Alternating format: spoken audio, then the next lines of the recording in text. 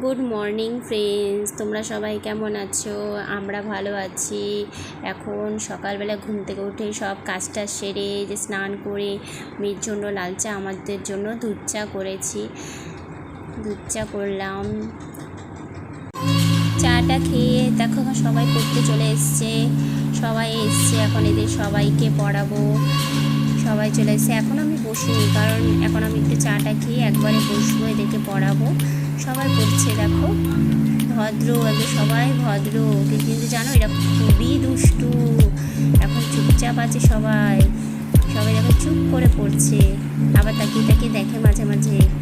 এই যে তারপর পড়ানো হলো, তারপরে যে ব্রেকফাস্ট করেছি, ব্রেকফাস্ট দেখো সবাই সকালে পড়ানো শেষে ব্রেকফাস্ট বানিয়ে যে সবাইকে খেতে দেবো। এখন ডিম টোস্ট করেছি, তোমরা খেলে সবাই চলে এসো।